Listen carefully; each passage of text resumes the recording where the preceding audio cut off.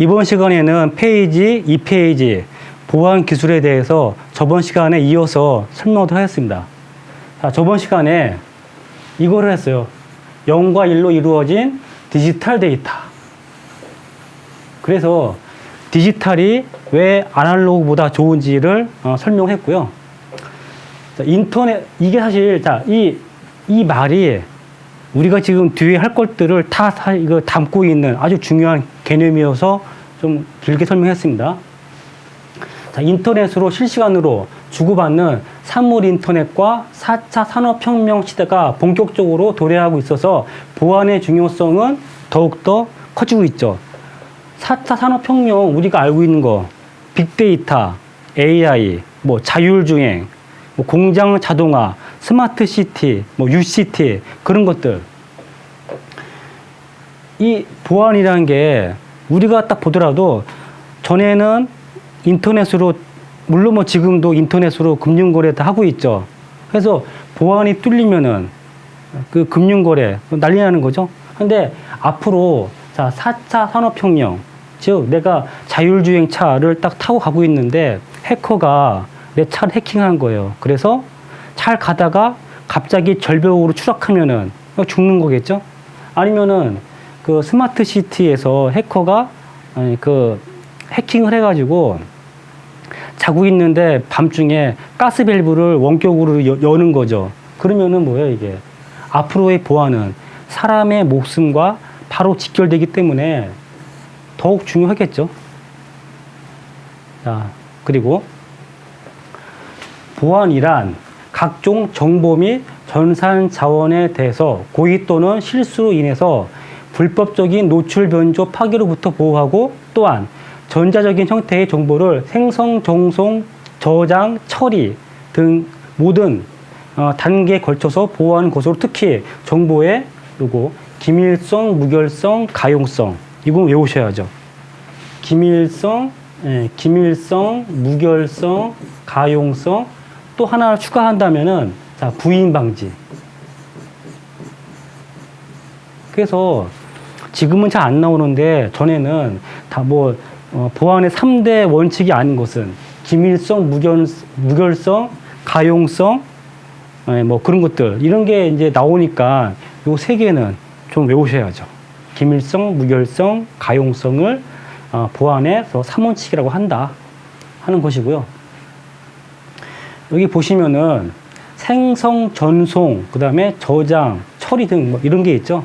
즉 디지털 데이터를 우리가 CP라고 하는데 이 CP는요 컨텐츠 프로바이더를 얘기하거든요. 즉 컨텐츠를 만드는 데를 CP라고 해요. 그럼 이 CP, 자, 이 CP가 인터넷, 자, 요거 인터넷을 통해서 컨텐츠를 CP에서 컨텐츠를 생성하죠. 생성하고요. 그리고 인터넷을 통해서 그 생성된 콘텐츠를 전송하죠. 자, 전송하고 이 받은 콘텐츠를 바로 보는 게 아니죠. 일단은 저장을 하죠. 저장을 한 다음에 얘를 처리를 해서 즉 코덱이든 플레이어든 그거를 처리해서 얘를 보는 거죠. 네, 저장, 처리 하는 거죠. 그런 내용들이 있고요. 하여간 여기서 볼 거는 기밀성, 무결성, 가용성. 자, 그거 하나 이제 보시고요.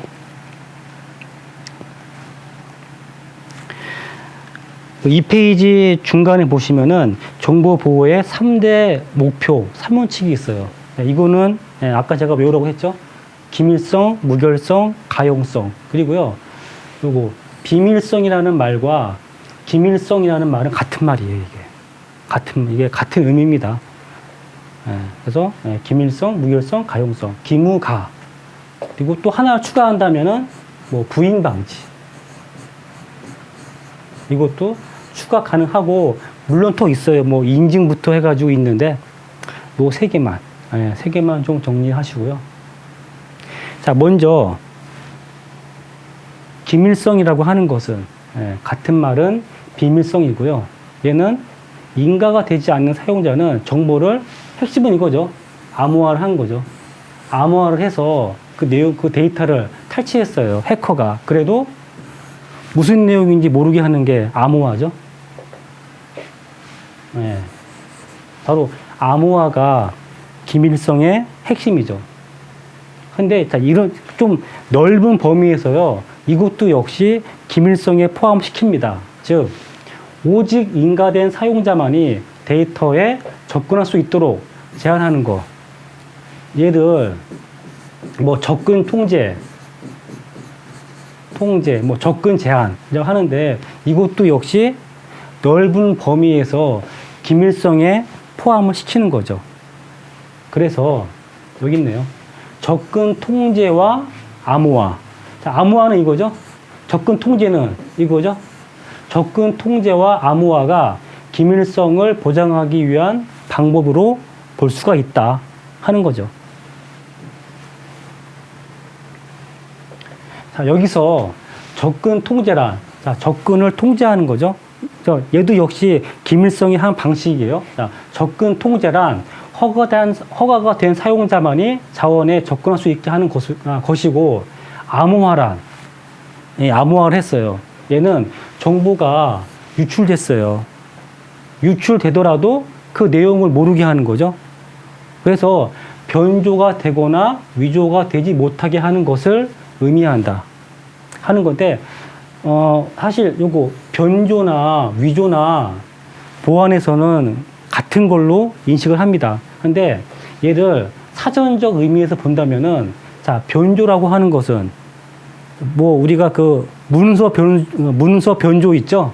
뭐 사문서 변조. 이거는 이미 이루어진 물체를 다른 모양으로 바꾸는 것을 변조라고 해요. 근데 자, 위조는 화폐 위조죠? 화폐 위조.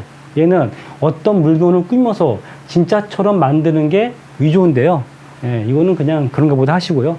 하여간 변조나 위조나 같은 뜻으로 알아도 무방합니다. 정보의 비인가된 유출이 불가능함을 의미한다 하는 거죠. 그리고 자, 비인가자에게는 메시지를 숨겨야 한다. 얘도 기밀성의 한 범위로 본다라고 하는 거죠. 자, 예를 들었는데요. 대학에서 개별 학생들의 성적이나 주민등록번호 등 민감한 정보, 성적, 민감하죠? 자, 이런 것들은 뭐예요? 안전하게 보호가 돼야 하는 거죠. 따라서 이러한 정보는 인가된 사람, 뭐 교수나 아니면은 그 학사 관리하는 그 임직원, 교직원, 그런 사람들한테만 공개가 돼야 한다 하는 거죠. 자, 그리고 3페이지를 볼게요. 3페이지에는 무결성이라는 게 있어요. 기밀성, 무결성, 가용성에서 무결성이에요. 자, 무결성은 정보가 의도하지 않은 방법으로 변경되거나 파괴되지 않도록 보장하는 것을 무결성이라 하는 거예요. 우리가 실생활에서 무결성이 파괴가 됐다 하는 것은 내가 분명히 10,000원을 결제했어요. 그런데 요즘은 다 그 결제하면은 그 문자가 오죠. 딱 봤는데 10만 원이 결제가 된 거로 온 거예요. 그건 뭐겠어요? 내가 10,000원이라는 숫자가 중간 어디에서 10만 원으로 바뀐 거죠. 그것을 무결성이 파괴됐다고 하는 거예요. 즉, 내용이 바뀌었죠. 중간에 어디 공 하나가 들어간 거잖아요.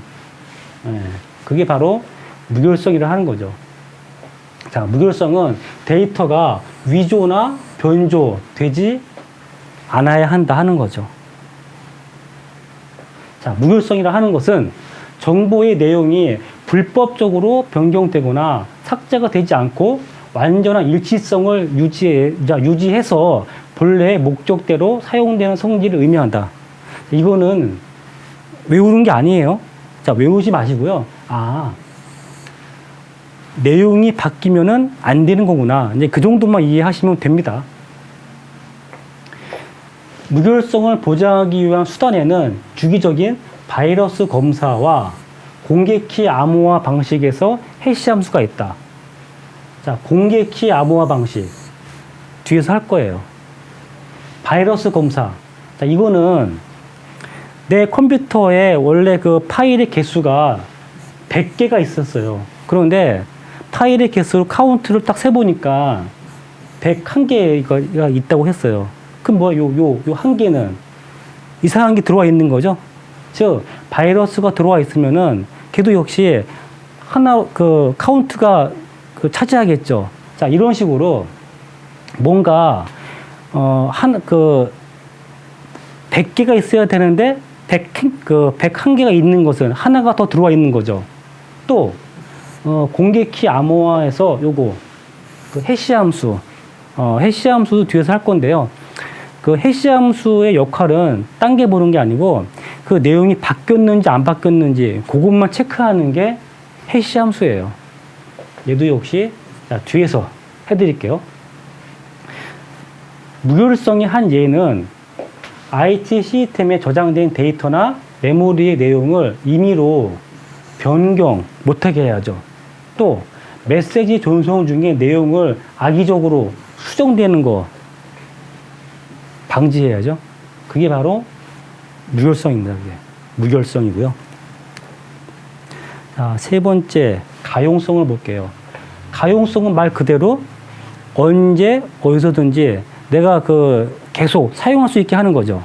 즉, 여기서 자원이라고 하는 거는 뭐 많이 있죠. 뭐 정보 시스템, 뭐 네트워크, 프린터, 마우스, 키보드 그런 것들을 다 자원이라고 하는 거예요.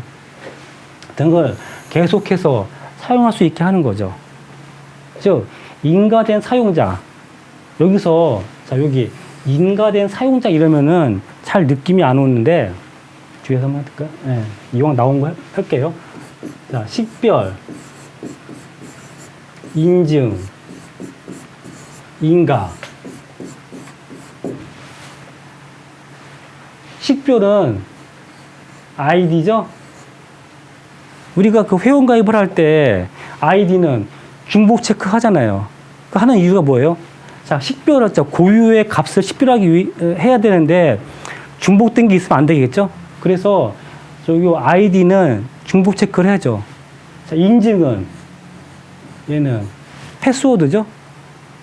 즉, 식별된 사람이 패스워드를 통해서 맞다는 거를 인증을 하는 거죠, 이게. 그 다음에 인가는요, 권한부여예요, 이거는. 권한부여. 권한부여. 네이버나 다음 카페 같은데 다 보면은 카페 지기가 있죠. 그 매니저가 있고 일반 게스트가 있어요. 하면은 식별과 패스워드를 통해서 그 사람이 인증됐어요. 그러면은 자, 그 사람이 자, 관리자인지 아니면은 게스트인지 그 권한에 따라서 권한을 부여하겠죠? 그게 바로 인가예요, 그 인가. 여기서 이야기하는 인가는 아이디 패스워드를 확인된 그런 사람을 얘기하는 거죠. 인가된 사용자가 필요시 정보에 접근하고 변경하는 것이 가능함을 의미한다. 이게 바로 가용성이죠. 가용성을 보장하는 수단에는 데이터 백업 및 이중화, 데이터 복원 등이 있다. 데이터 백업. 데이터 백업은 아무리 강조해도 지나침이 없죠. 그리고 이중화, 망 이중화. 요새는요, 이중화가 아니고요, 뭐 3중화, 4중화, 뭐 그렇게 해요. 그런데 또 웃긴 게 그렇게 또 해도 장애가 발생하죠. 하여간, 이중화 한다는 거는 여기 주 시스템이 있고 보조 백업이 있어가지고 주 시스템이 고장나면은 바로 백업으로 얘를 돌리는 거죠. 또 데이터 복원 등이 있다 하는 거죠. 가용성을 위협하는 공격에는 서비스 거부 공격, 이게 deny of service죠. 도스 공격. 바로 이 도스 공격이 가용성을 위협하는 수단이죠, 이게. 뒤에 있어요. 또 뒤에서 해드릴게요. 그래서 그 가용성을 공격하는 그 예는 회사의 그 웹사이트, 회사의 그 홈페이지는 당연히 중요한 정보를 얻고자 하는, 그 중요한 정보를 갖고 있겠죠. 그래서 그러한 그 고객들이 안정적으로 접근할 수 있어야 한다. 뭐 이런 것들이 하나의 그 가용성의 예로 볼 수가 있는 거죠.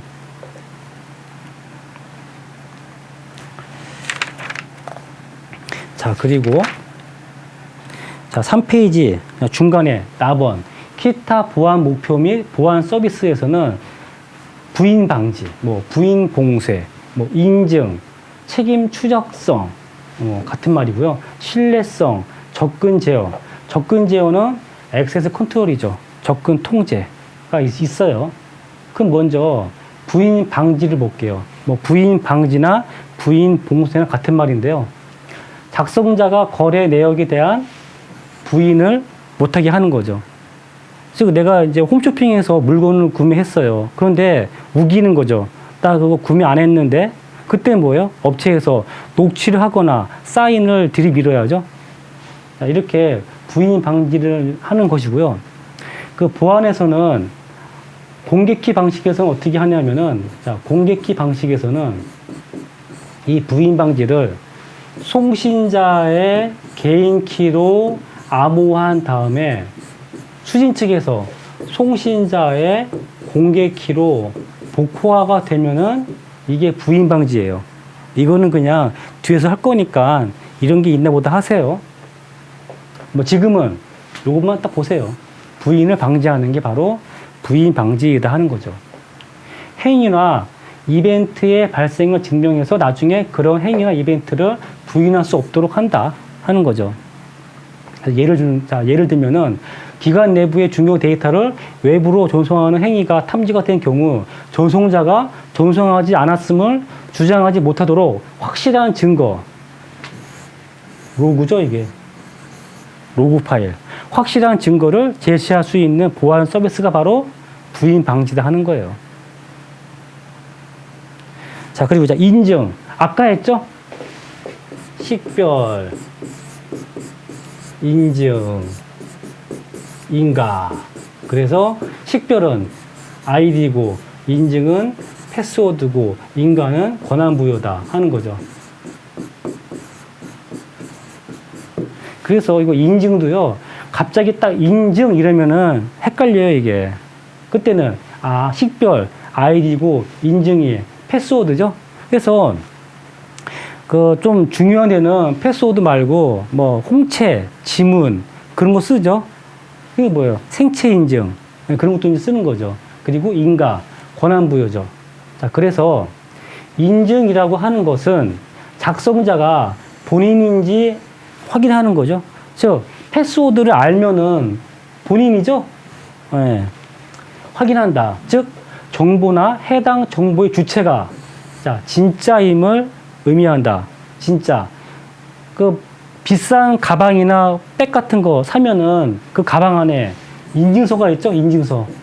인증서. 그게 뭐예요? 제품 인증서. 네, 있어요, 이게. 이런 게 있대요.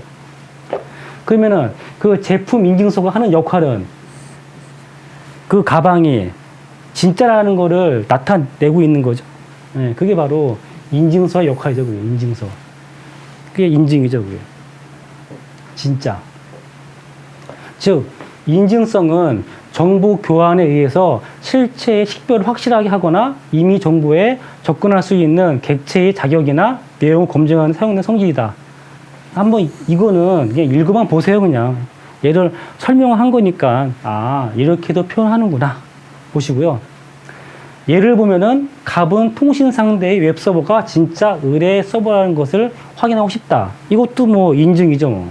그리고 또 네트워크를 통해서 데이터를 전송할 때는 데이터를 송신한 측이 정당한 송신자가 아닌 경우 수신자가 이를 사실을 확인할 수 있어야 한다.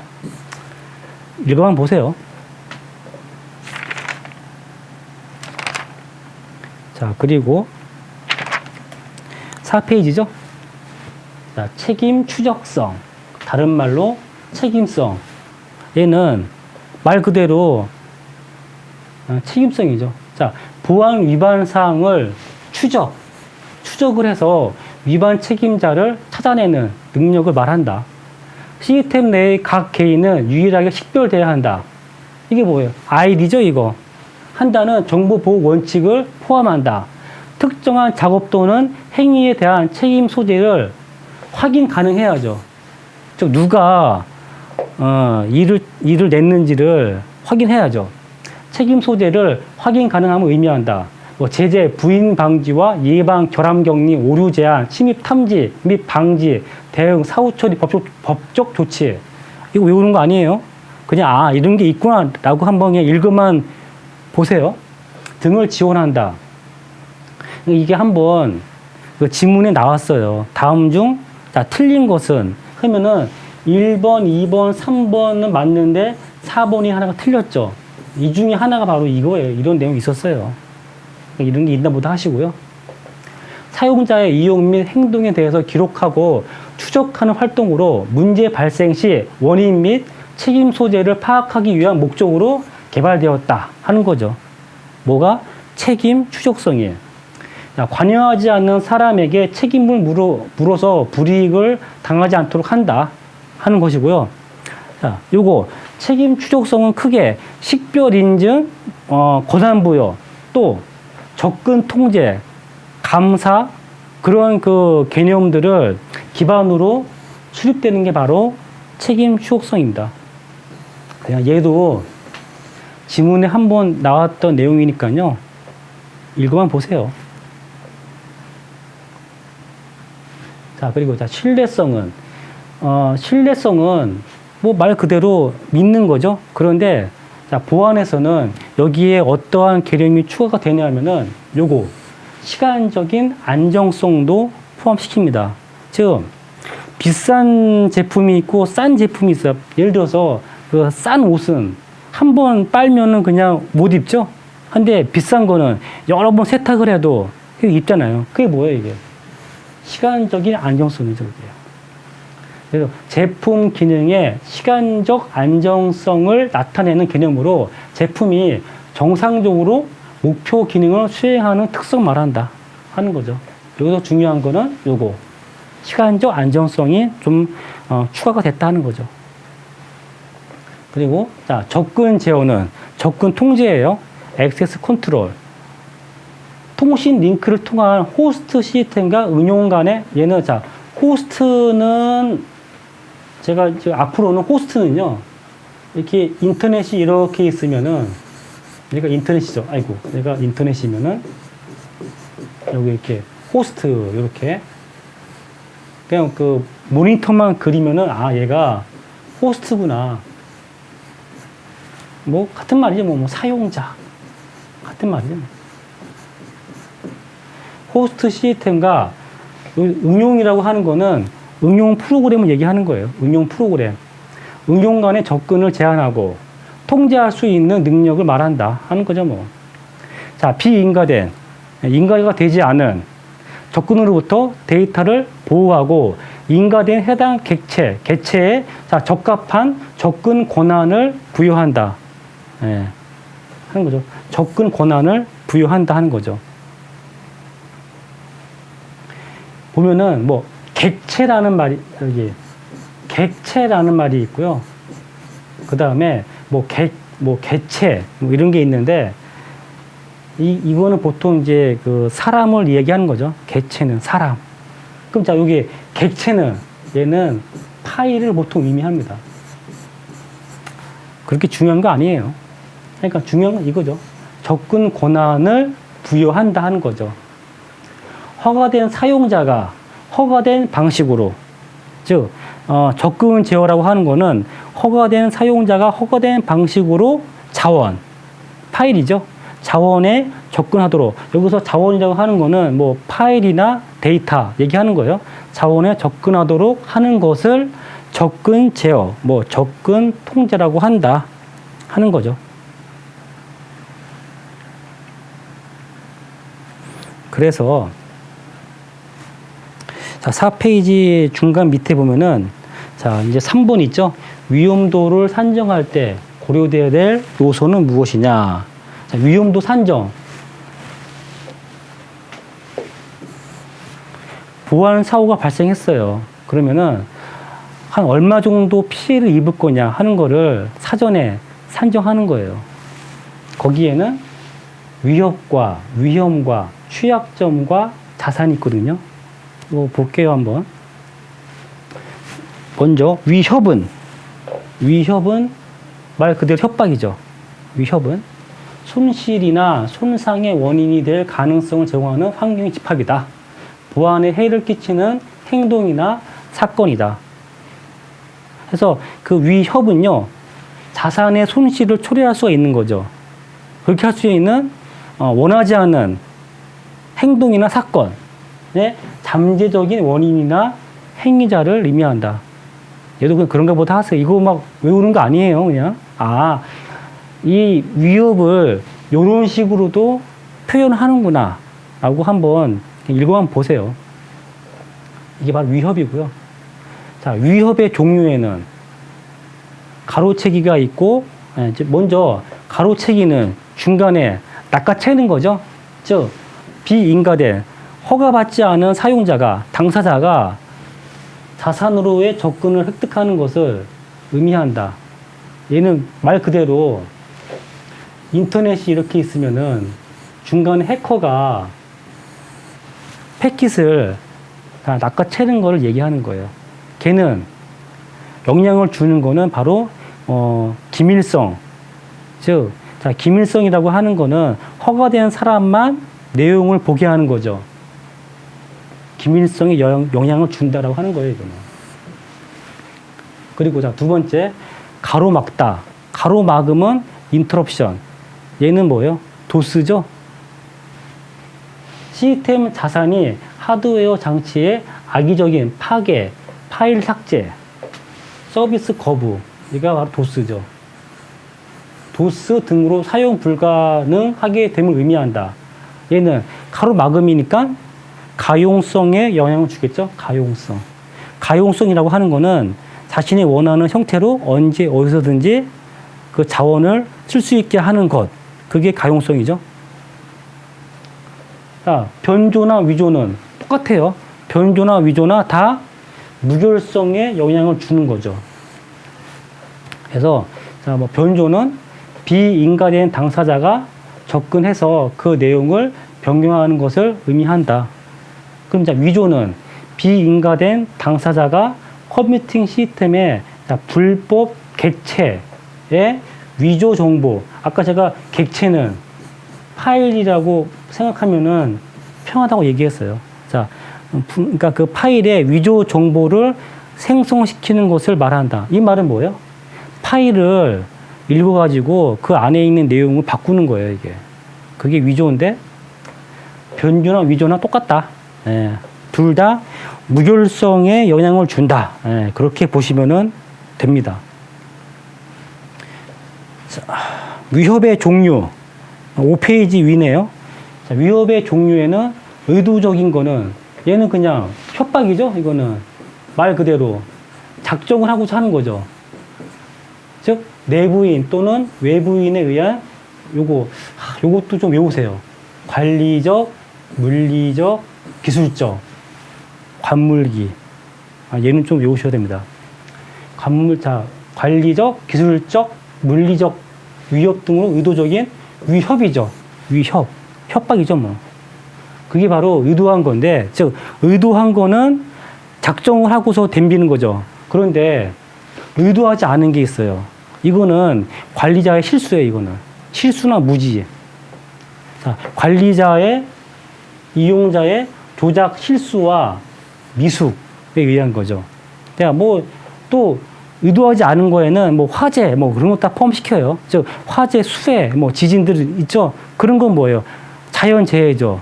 그런 자연재해도 의도하지 않았죠? 그래서 비의도적인 위협이라고 보는 거예요. 그리고 시스템의 결함, 정전, 그런 것들도 역시 비의도적인 위협으로 본다라고 하는 거죠.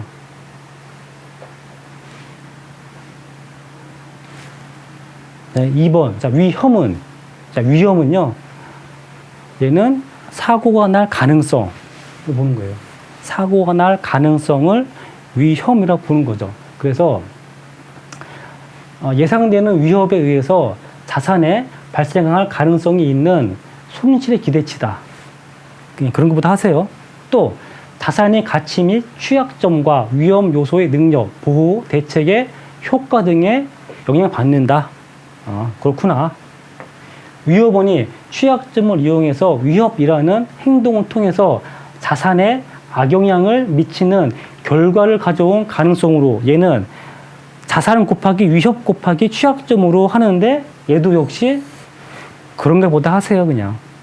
이거 외우시지 마세요. 이거 안 나와요, 이거. 옛날에 한번 나왔었는데 요새는 이게 안 나오더라고요. 자산 곱하기 위협 곱하기 취약점이다. 그 혹시나 지문에 이게 비슷하게 나올 수가 있으니까 이렇게 위험을 표현하는구나 라고만 그냥 보시면 됩니다. 자, 취약점은 말 그대로 약점이죠. 약한 점. 네, 약점이에요. 취약점은 약점이고요. 위협의 이용 대상으로 기술적, 관리적, 물리적인 약점이죠. 자산의 잠재적인 속성으로 위협의 이용 대상이 되는 것을 말한다 하는 거죠. 보안상의 문제점을 안고 있는 컴퓨터 시스템의 약점으로 컴퓨터 사회가 갖는 취약성에는 외적 요인과 내적 요인이 있대요. 그럼 보죠, 뭐. 자, 외적 요인이란 컴퓨터에 대한 범죄 행위나 자연재해와 같이 컴퓨터 그 자체에 외부로부터 가해지는 것에 대한 취약점이다. 컴퓨터에 관련된 범죄나 컴퓨터의 고장에 의한 사회의 혼란 등이 컴퓨터 사회의 취약성으로 눈을 돌리게 되는 요인이 되고 있다. 이게 바로 그 외적 요인이래요, 이게. 자, 외적 요인이고요. 그러면은, 내적 요인에는, 내적 요인이나 컴퓨터 스스로 만든 취약성이다. 예를 들어서 데이터의 집중이나 컴퓨터 센터, 전산센터, 컴퓨터 센터의 지리적인 집중 등의 취약성을 만드는 내적 요인이 될 수가 있다 하는 건데요. 이거 볼게요. 데이터의 집중이나 컴퓨터 센터의 지리적인 집중. 이게 지금 요게 구글의 데이터 센터인데 온갖 데이터들은 다 이렇게 한 곳에 모아 있죠. 그런데 여기에 화재가 나거나 지진이 발생하거나 그래서 이게 망가졌어요.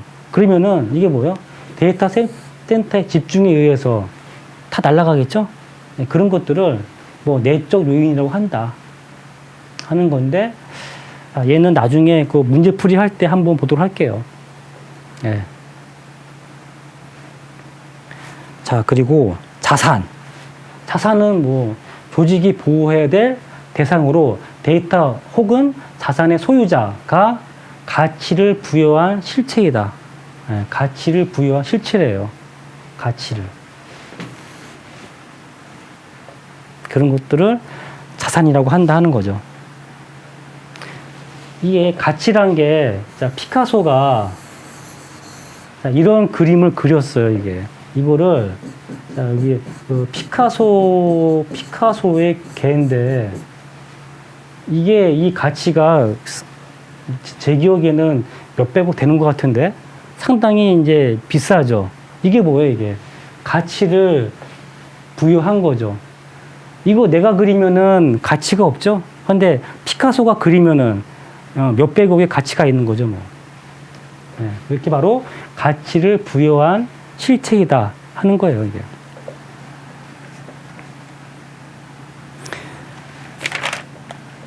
자, 6페이지죠. 보안 용어의 설명인데 얘는 그냥 한번 읽어만 보세요. 그래서 듀 케어, 듀 딜리전스 이런 게 있다 하는 것이고요. 시험에 안 나와요, 이런 것들은. 이건 좀 보셔야죠. 사회공학은. 자, 사회공학은 사람의 심리적인 취약점을 이용한 공격이 바로 사회공학적 방법이에요. 자, 예를 들어서 그 비서한테 해커가 사장 목소리를 흉내를 내서 전화를 해요. 그래서 야, 김비서야, 내가 패스워드를 까먹었는데 내 패스워드가 뭐였지? 그러면은 그 비서가 사장인 줄 알고 그 전화로다가 비밀번호를 알려주겠죠. 그런 게 바로 그 심리적인 취약점을 이용하는 거죠, 이게. 그래서 정보 보안에서 사람의 심리적인 취약점을 이용해서 비밀 정보를 취득을 하거나 컴퓨터에 접근 권한 등을 얻으려고 하는 공격 방법을 얘기하는 거예요. 그 악성 코드를 만들어 가지고 이메일에 첨부해서 보내면은 상대방이 그 이메일을 실행 안 시키겠죠? 근데 그 보내는 사람을 만약에 뭐 사장으로 얘를 바꿨어요. 바꿔서 보내면은 직원이 사장이 보내온 이메일을 첨부 파일을 실행 안 시킬 그런 용자는 없겠죠. 그런 게 바로 다 사회공학적 방법이라고 하는 거죠, 이제. 컴퓨터 보안에서 인간적인 신뢰를 바탕으로 사람들을 속여서 정상적인 보안 절차를 깨뜨리기 위한 비기술적 침입 수단이죠. 예를 들어서 기업의 고위 담당자가 골프를 되게 좋아한대요. 그러면은 골프와 관련된 내용으로 계속 이메일을 보내는 거죠.